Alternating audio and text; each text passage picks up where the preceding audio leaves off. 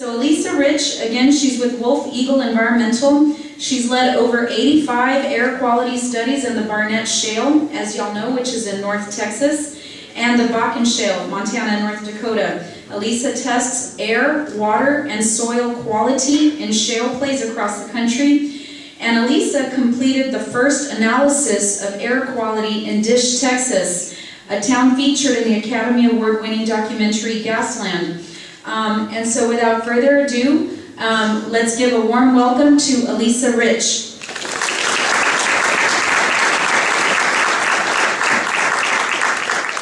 Thank you. I'm really pleased to be down here again. I happen to have already been tromped through this area once because of a previous natural gas situation. And today what I'm here to tell you about is what happens after they leave. I do not disagree with natural gas. I do disagree with poisoning our children. That leads me to what we're talking about today, and that is, specifically I was asked to talk about some of the air emissions. I will discuss briefly some of the water issues that we're getting into, but since air emissions are a very strong component of natural gas production, I wanted to give you a glimpse of what we've seen in the Barnett. It's a very similar situation of what you're going to see here, and it's a redundant situation in the other place as well that's happening. This is not selective. This is not only going on in Eagle. This is going on all over the country to different degrees of different pollution, and that's what we have to start looking at. It is, without a doubt, a world industry. It is not exclusive to our area or to Texas.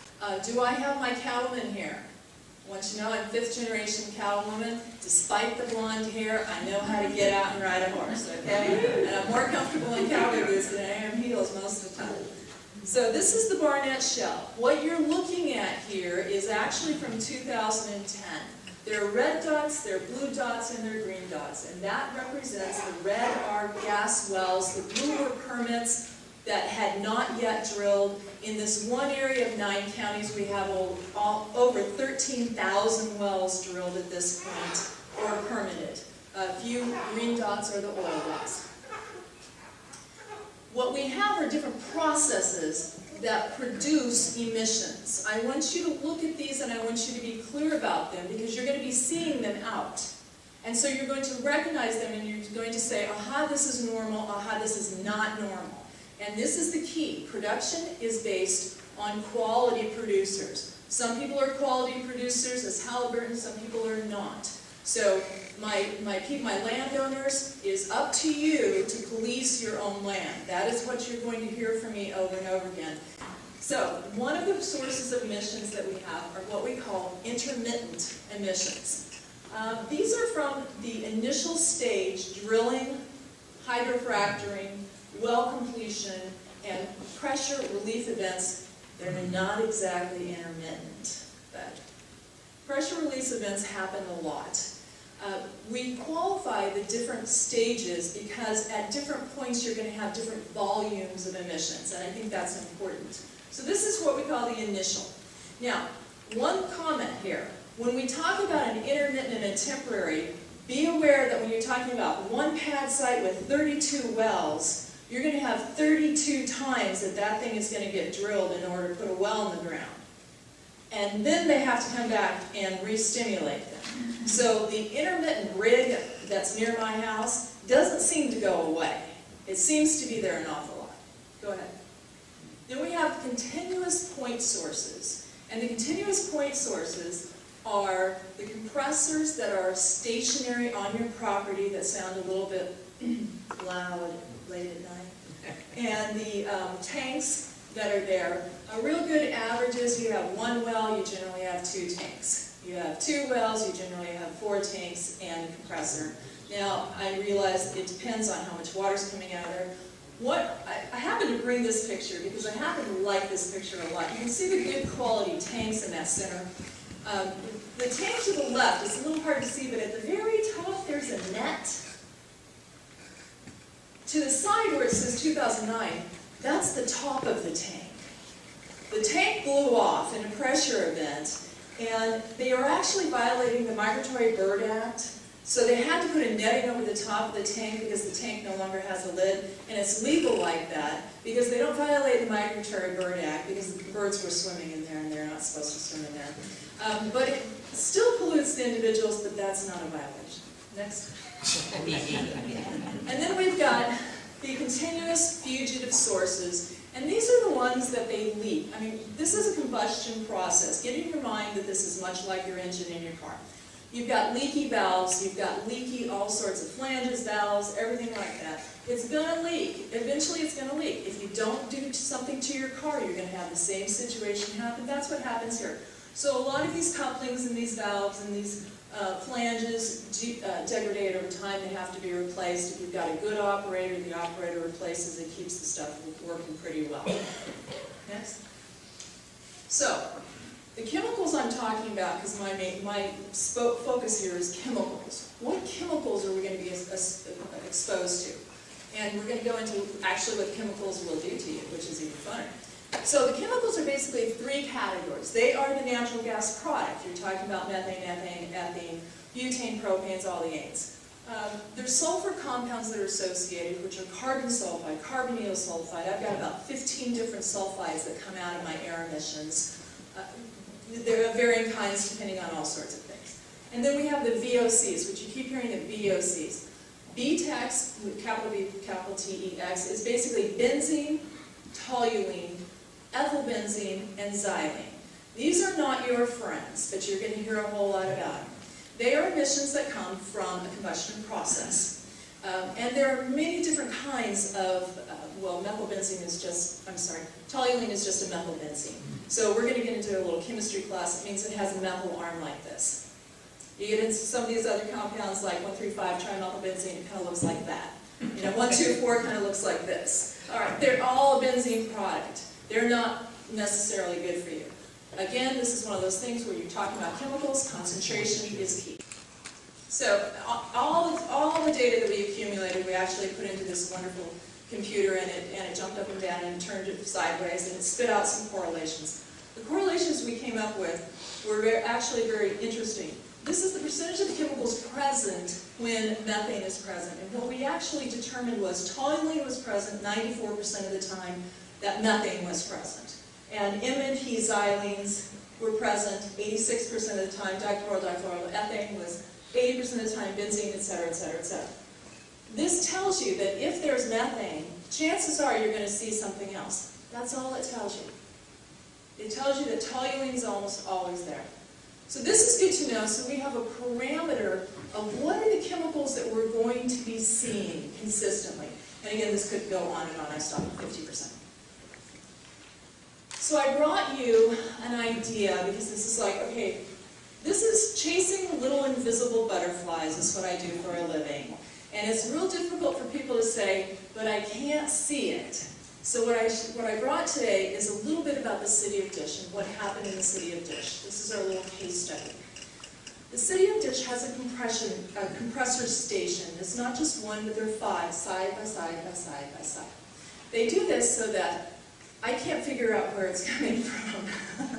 I've got the emissions tracked, but they say, well, who did it? And I'm like, I don't know. There's 5 of them right in a row, side by side by side. So I can't blame that guy because this guy has emissions too, and I can't blame that guy because this guy has emissions too. And I look at TCEQ and I go, I don't know. And they look at the Railroad Commission, the Railroad Commission, not me. There's an MOU here, a Memorandum of Understanding. We don't do air emissions, that's TCEQ. In the meantime, the people are choking. I don't know. We can't do anything about it when they go side by side by side by side, 5 different companies. You cannot isolate emissions that way, and therefore you cannot isolate fault. Brilliant. Next slide. So what we have right in the middle of that bullseye are the 5 stations side by side. What we have surrounding that is a residential area in Dish, Texas. This is the infamous Dish. If I had known about all the trouble I'd be in from Dish, Texas, I wouldn't have agreed to test there. But anyway, so the inner circle is what we're looking at right now. The red point on the inner circle is where I set our monitors, and I monitor for 24 hours. I want to know, out of 24 hours, what kind of emissions did I get out here? What chemicals did I see? And what we determined was we had a fairly high concentration of methane. So we know we're getting lost product.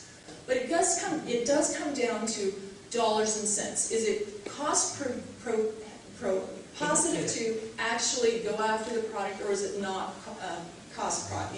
And that's what they have to determine. So they've determined so far that there are different processes, and there's still going to be lots of leaks with this. So we've got methane. We've got benzene at a low amount, though. That's not really high. That's not something that I would get really excited over. And again, these are 24-hour concentrations. We'd have to calculate them, do a little formula recalculation in order to determine what they are for a 1-hour concentration. We've got dimethyl disulfide down there. Look at that. That's 52. These are in parts per million. I'm sorry, parts per billion by volume. So that one's a little high. But overall, I said, we count product, we count emissions per chemical, but what's the cumulative effect on people? Well, the cumulative effect is people are getting sick. Now, I can't tell you which one of those chemicals is getting them sick, but I can tell you it's a bad soup. So then I said, all right, let's go out. Oh, by the way, the first dot is about 2,150 feet. So I said, let's go out another few feet and measure further on. I mean, I would love to have done 10 of these. They're expensive, so I could only do 2.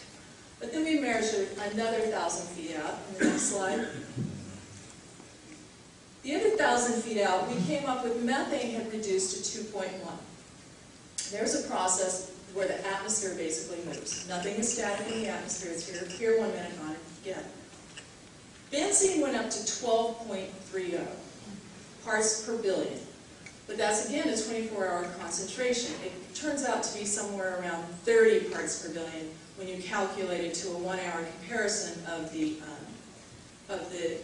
TCEQ's 1-hour comparison. It's not a good thing. And we just went on and on. We've got toluene at 61.7. We've got the benzenes, MMP xylene, at 46.2. This is where we started to see really sick people. And how far out did I say we were? 3,150. About 3,100 feet. Shocked my shoes off. I mean, I knew that people were sick, but this was concerning. Go ahead. So we went back to the lab and we put this into a Lakes air mod. And basically, air mod is a computer formula where you can make a map based on those reading of chemicals, based on what you're looking at as far as the production and volume, etc. This is not developed by me, by the way. This is developed by somebody else, Lakes Environmental. Great product. This is one of the chemicals, and what we're looking at on the right-hand side is basically the concentration in which you exceed TCEQ's effects screening level, which basically it says, at this point we should investigate because things maybe aren't as good as they should be. Most of what we're looking at is a mile distance. Right in between is our point source. That red part is actually where the stations are. And as we go out, to that first line, it's approximately a mile. So what we're looking at, as you can see, is the concentrations of chemicals in that area exceed TCEQ's ESL for 1 hour considerably over a year's time. This is a long-term exposure. This is one chemical. Go ahead. This is another chemical. It happens to not flow as far, and I'll use that term flow. In actuality, air rises and air falls, but in some way it disperses, so it doesn't flow as far. This is a heavier chemical, it doesn't want to go quite as far. Next.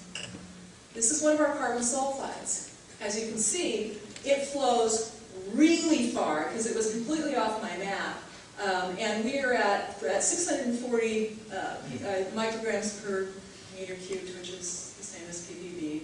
Anyway, close enough. We are way off. I mean, we are way off on this map.